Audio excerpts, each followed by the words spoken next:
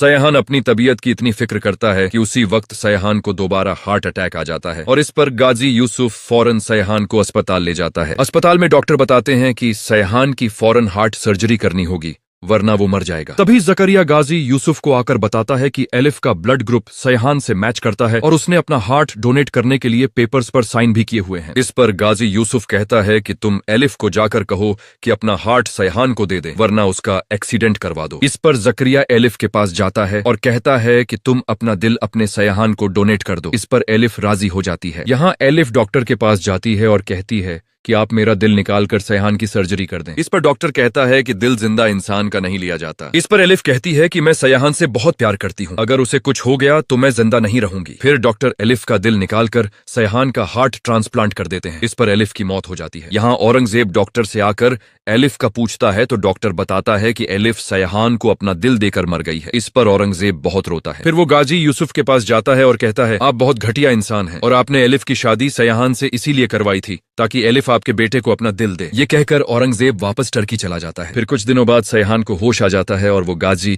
यूसुफ से एलिफ का पूछता है। इस पर गाजी यूसुफ सयाहान से झूठ बोलता है कि एलिफ टर्की चली गई है हमेशा के लिए। इस पर सयाहान बहुत रोता है। फिर सयाहान गाजी यूसुफ से कहता है कि अब मेरा यहाँ रहने का कोई मकसद नहीं रहा, इसीलिए आप मेरी भी टर्की की टिकट बुक करा दें। इस पर गाजी यूसुफ सयाहान की टर्की की टिकट बुक करा देता है और सयाहान टर्की चला जाता है। वहां टर्की में औरंगजेब जब सयाहान को देखता है तो उसे एक रेस्टोरेंट पर बुलाता है। इस पर सयाहान उससे एलिफ का पूछता है। इस पर औरंगजेब सयाहान को सब सच बता देता है कि तुम्हारे बाप गाजी यूसुफ ने तुमसे झूठ बोला था कि एलिफ टर्की चली गई, बल्कि तुम्हारे बाप ने एलिफ का दिल निकालकर तुम्हारी हार्ट सर्जरी करवाई और एलिफ मर गई। इस पर सयाहान के होश उड़ जाते हैं और वो बहुत रोता है। सयाहान को एलिफ की बहुत याद आती है। फिर एक दिन सयाहान किसी हिस्टोरिकल प्लेस पर जाता है तो उसे वहां एलिफ की हमशक्ल लड़की नजर आती है। सयाहान उसके पास जाता है तो उसी वक्त वो लड़की अपने बॉयफ्रेंड को गले लगा लेती है। इस पर सयाहान समझ जाता है कि ये एलिफ की बहन इल्हाम है। फिर सयाहान इल्हाम के पास जाकर उसे बताता है कि एलिफ की भी मौत हो गई है और मैंने उससे शादी की थी। इस पर इल्हाम बहुत रोती है और कहती है मैंने अपनी माँ के साथ बहुत बुरा किया। फिर सयाहान इल्हाम से कहता है कि एलिफ ने मुझे अपना दिल दिया है जिसकी वजह से उसकी मौत हुई। इस पर इल्हाम सयाहान से कहती है कि मुझे अपनी माँ और एलिफ की कब्र पर ले चलो। इस पर सयाहान इल्हाम और अपनी पाकिस्तान की टिकट बुक करा के पाकिस्तान आ जाता है। फिर इल्हाम अपनी माँ और एलिफ की कब्र पर जाकर बहुत रोती है। यहाँ सयाहान अपने बाप के पास जाकर उसका गिरेबान पकड़ लेता है